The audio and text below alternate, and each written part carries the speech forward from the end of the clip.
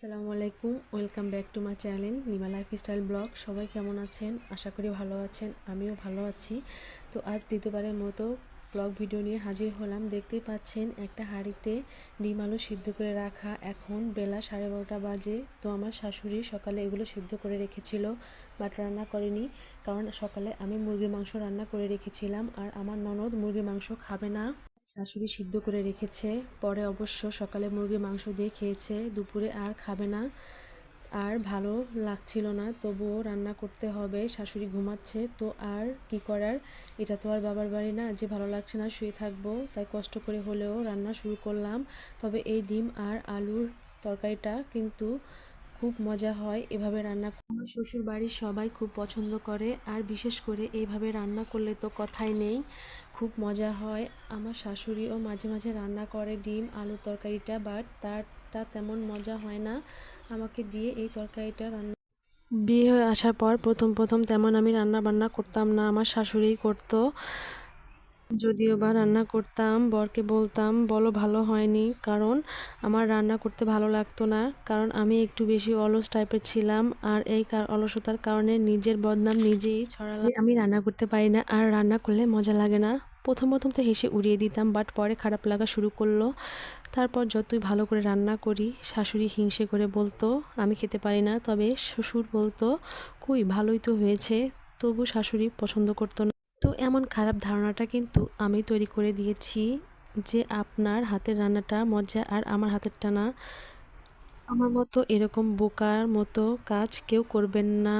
শ্বশুরবাড়ি কিন্তু পরই হয়, পর কখনো আপন হয় না। তারা কখনো নিজের বৌমাকে নিজের মেয়ের মতো ভাবে না। তবে হ্যাঁ, এই ডিম আলুর তরকারিটা কিন্তু আমার শাশুড়ি খুব পছন্দ করে আর আমাকে দিয়েই রান্না করায় এই তরকারি। কারণবশত হলেও এই তরকারিটা কিন্তু আমার শাশুড়ি আমাকে দিয়ে রান্না করাবে। আর অবশ্য মাশাল্লাহ এখন আমি সব রান্নাই শিখে গেছি। বাসায় যখন প্রচুর মেহমান আসে তখন আমার শাশুড়ি রান্না করে আর আমি সব হাতের কাছে গুছিয়ে দেই। এমনিতেই প্রতিদিন আমাকে রান্না করতে হয়। আপনার আমার রান্না নিয়ে কোনো কটু কথা বলে না, কারণ আমি অনেক ভালো রান্না শিখে গেছি। হ্যাঁ, আমার সবগুলো রান্নার ভিতরে এটা একটা স্পেশাল রান্না, কারণ এরকমভাবে রান্না করে খাওয়ালে অনেক খুশি হয়। বর ডিমের তরকারি খুব পছন্দ করে, তার ডিম বলতে অজ্ঞান। তাই মাঝে মাঝে এভাবে ডিমের তরকারি রান্না করি। তো আপনারাও বাসায় এভাবে একবার ট্রাই করে দেখবেন কেমন মজা হয় এই তরকারিটা। তো আমার ভিডিওটি ভালো লাগলে অবশ্যই একটা লাইক দেবেন, আর চ্যানেলটি যদি সাবস্ক্রাইব করা না থাকে তো চ্যানেলটি সাবস্ক্রাইব করে নেবেন। আর আমার মতো এভাবে ভুল কখনো কেউ করবেন না। শ্বশুর বাড়ি কিন্তু পরই হয়, পর কখনো আপন হয় না। তাদেরকে মনের সব কথা খুলে বলবেন না, এবং শাশুড়িকে কখনো বন্ধু ভাবতে যাবেন না, ননদিনীকেও না। তারা কিন্তু একটা সময় ঠিকই পরিচয় দিয়ে যায় যে তারা পর। বিয়ে 3.5 বছর হতে চললো, প্রায় 3 বছর আমি খুব কষ্ট যন্ত্রণা ভোগ করেছি। মোটামুটি আলহামদুলিল্লাহ ভালো আছি। তো এর আগের ভিডিওতে আমার পরিচয় আমি দিয়ে দিয়েছি, তবু আবার বলছি আমি একজন হাউসওয়াইফ। আর বর্তমানে আমার একটি ছেলে সন্তান রয়েছে, তার বয়স 2.5 বছর। আমার লেখাপড়া গ্রাজুয়েশন কমপ্লিট করেছি।